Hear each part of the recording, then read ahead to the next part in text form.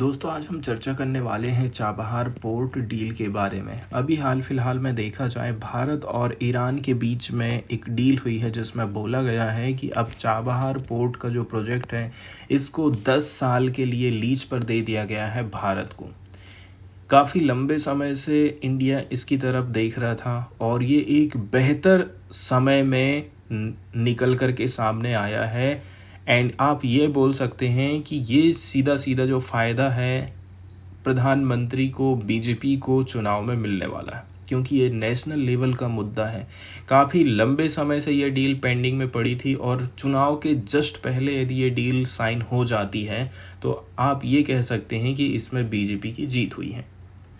Chabahar port कहाँ पर located है, क्या क्या इसका महत्व है, और हाल फिलहाल में अभी देखा जाए ना, अपने जो शत्रु देश हैं जिनके साथ में कंपटीशन रहता है अमेरिका का, जैसे कि हो गया चाइना, रसिया, ईरान, इनके साथ में कभी कोई ट्रेड डील करता है ना तो अमेरिका को बुरा लग जाता है। वो क्या बोलता है, अब मैं सैंक्शन लगाऊंगा। अब देखने वाली बात यह है, अभी तक तो हमारे ऊपर कोई सैंक्शन नहीं लगा है, क्या आने वाले टाइम में सैंक्शन अमेरिका लगा सकता है, क्योंकि उसने वार्निंग जरूर दिया है। सबसे पहले हमें देखना है चाबहार पोर्ट के बारे में। तो ये जो चाबहार पोर्ट है एक डीप वाटर पोर्ट है, डीप वाटर बंदरगाह है जो कि सिचुएटेड है गल्फ ऑफ ओमान में, और प्रोविंस पड़ता है सिस्तान बलूचिस्तान प्रोविंस। ये है मैप के माध्यम से आप इसको देख सकते हैं, ठीक। ये रेड डॉट से यहाँ पर चाबहार पोर्ट को दर्शाया गया है। उसी के बगल में ग्वादर पोर्ट विकसित किया है पाकिस्तान ने, किसकी मदद से, चाइना की मदद से। अब बहुत लंबे समय से चाबहार पोर्ट विकसित करने की बातचीत करी जा रही थी, क्योंकि जो कंट्रीज लैंडलॉक है जैसे कि अफगानिस्तान है, अफगानिस्तान डायरेक्ट समुद्र के किनारे टच में नहीं है। अब वो चाहता है कि मैं अपने माल को हिंद महासागर की कंट्रीज में भेजूं जहाज के माध्यम से। तो अफगानिस्तान क्या काम करेगा, ईरान होते हुए कहाँ से, ये काबुल से चालू करेगा, अपने माल को भेजेगा जारंग, जारंग से भेजेगा जहेदान, और जहेदान से सीधे भेज देगा कहाँ पर, चाबहार पोर्ट में, गल्फ ऑफ ओमान में ये अपने माल को भेज देगा। इसके बाद उसको जहाँ भेजना है वहाँ भेज सकता है।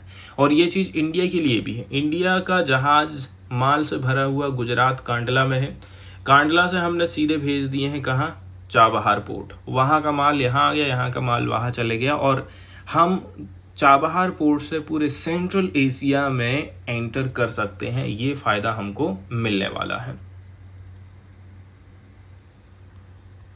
अब यदि हम बात करें इसकी डेवलपमेंट की, सबसे शुरू में इसका जो डेवलपमेंट की बात उठी थी सन 2003 में, ये सर्व करेगा as a crucial gateway Indian माल के लिए, ताकि आप एक्सेस कर सकें landlock Afghanistan and Central Asia के साथ। और ये जो एग्रीमेंट हुआ भी है ना हाल फिलहाल में, तो इसमें 3 देश शामिल हुए हैं, ईरान शामिल हुआ है, भारत शामिल हुआ है और अफगानिस्तान शामिल हुआ है। अब हाल फिलहाल में कुछ प्रोग्रेस हम कब देखे थे, प्रधानमंत्री नरेंद्र मोदी ने विजिट किया था मई 2016 में। एक ट्राइलेटरल एग्रीमेंट हुआ था कि इस्टेब्लिश किया जाएगा international transport and transit corridor. ये चाबहार एग्रीमेंट के अंतर्गत हुआ था, इसको साइन किया गया था इंडिया, ईरान एंड अफगानिस्तान के द्वारा। अब इसमें जो जनरल फ्रेमवर्क ऑफ कोऑपरेशन है, 8 साल इसमें लग गए थे।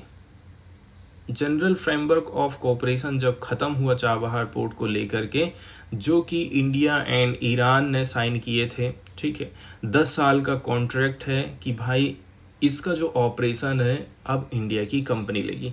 कौन कौन सी कंपनियों के बीच में ये कॉन्ट्रैक्ट हुआ है तो आप देख सकते हैं, IPGL है, NPMO। IPGA मतलब Indian ports global limited, and इसमें अमेरिका की कंपनी है पोर्ट एंड मैरीटाइम ऑर्गेनाइजेशन। ये लोग क्या काम करेंगे, ये जो शहीद बेहस्ती टर्मिनल है ना, इसको क्या करेंगे, इसके ऑपरेशन को इंश्योर करेंगे। सेकेंड नंबर की बात यह है कि जो IPGL कंपनी है यहाँ पर $120 मिलियन इन्वेस्टमेंट करने वाली है। तीसरे नंबर की बात ये है, इसमें ये भी ऑफ़र किया गया है कि हम जो है क्रेडिट विंडो देने वाले हैं $250 मिलियन के। अब ये जो क्रेडिट विंडो दी जा रही है, क्योंकि नॉर्मली क्रेडिट जो दिया जा रहा है वो उधारी के तौर पर दिया जा रहा है, तो कितना पैसा देने की बातचीत करी जा रही है कि $250 मिलियन की एक उधारी की विंडो भी इसमें स्थापित करी गई है, ताकि और भी जो है म्यूचुअली आइडेंटिफाई किए गए प्रोजेक्ट हैं वो पूरे हो सकें।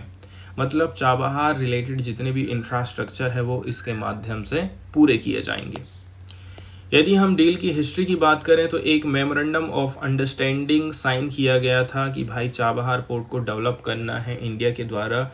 मई 2015 की ये बात है, एमओयू पर साइन हुए। बोला जा रहा है कि इस कॉन्ट्रैक्ट को एग्जीक्यूट किया गया था 23 मई 2016 को। उस समय में प्रधानमंत्री नरेंद्र मोदी ईरान की विजिट पर गए थे। चाबहार पोर्ट एग्रीमेंट के अंतर्गत इंडिया क्या काम करेगा? इंडिया ऑपरेशनल कंट्रोल करेगा, ठीक है, following it's financial investment in the ports expansion. Financial investment करेंगे आप, ऑपरेशनल कंट्रोल भी यहाँ पर करने वाले हैं। अब ये जो डील साइन हुई है इसका क्या क्या महत्व है, कितना इम्पोर्टेंट है, देखिए। ये जो ट्रेड की डील होने वाली है, या ये जो रास्ता हम यहाँ पर तैयार करने वाले हैं, ये international north south transport corridor के माध्यम से संभव होने वाला है। रोड के माध्यम से, रेल प्रोजेक्ट के माध्यम से। इस प्रकार से आप क्या काम कर दे रहे हैं, पाकिस्तान को बाईपास कर दे रहे हैं।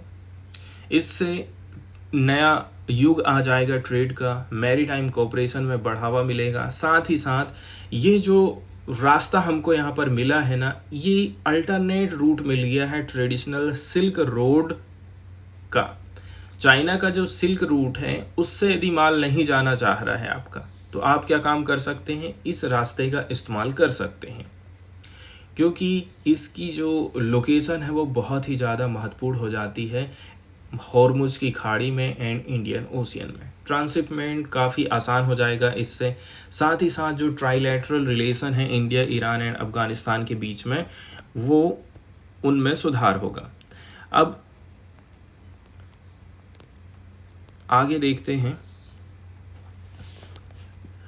देखिए, अब चूँकि इंडिया कंटिन्यू चाबहार पोर्ट में इन्वेस्टमेंट कर रहा है, तो भारत की जो एफिशिएंसी है एंड भारत की जो कैपेसिटी है वो आगे और भी ज़्यादा बढ़ने वाली है।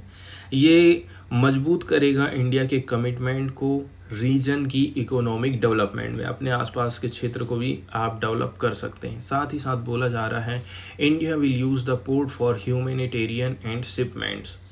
कोई मानवीय सहायता पहुँचाना है, ठीक है, ये सारी चीज़ें भी अब इस रूट के माध्यम से होने वाली हैं। ये कमिटमेंट को बताता है कि हम जो है रीजनल डेवलपमेंट चाहते हैं कमर्शियल इंटरेस्ट के अलावा, and showcasing its commitment to foster goodwill and stability in the region. ये भी बताता है कि भाई हम हमारी गुडविल को बढ़ावा देना चाहते हैं, इस रीजन में स्टेबिलिटी लेकर के आना चाहते हैं, ऐसा हमारी सरकार का कहना।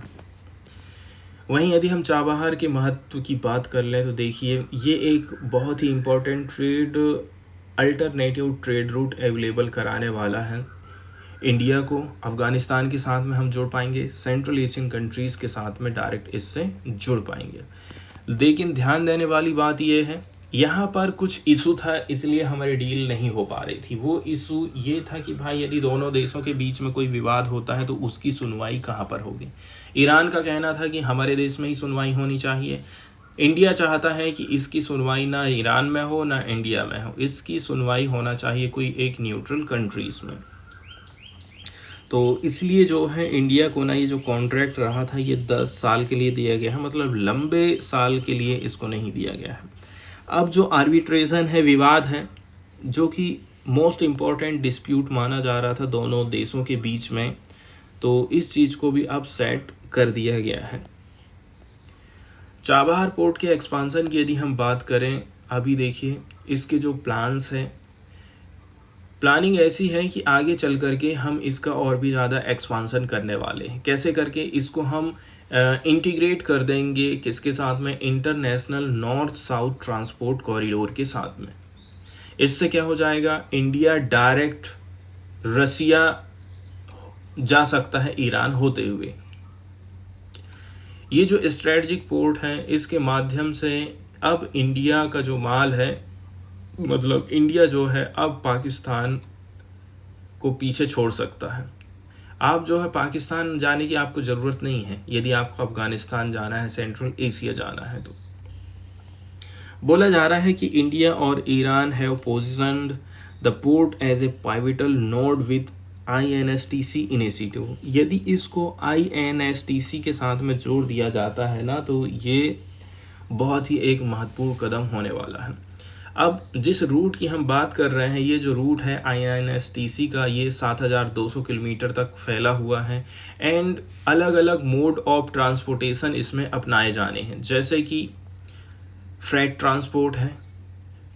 वहीं यदि हम फ्रेट ट्रांसपोर्ट प्रोजेक्ट की बात करें जो कि कनेक्ट करने वाला है India, Iran, Afghanistan, Armenia, Azerbaijan, Russia, central Asia and Europe को, तो इस प्रकार से INSTC वाला जो रूट है, रास्ता है, उसके साथ में इसको जोड़े जाने की बात करी जा रही है। और जो INSTC की हम बात कर रहे हैं ना, तो ये देख लीजिए, ये ब्लैक कलर से इसको दिखाया गया है, ब्लू कलर से इसको दिखाया गया है। ये वाला जो रूट है, यहाँ पर आप डायरेक्ट जा पाएंगे।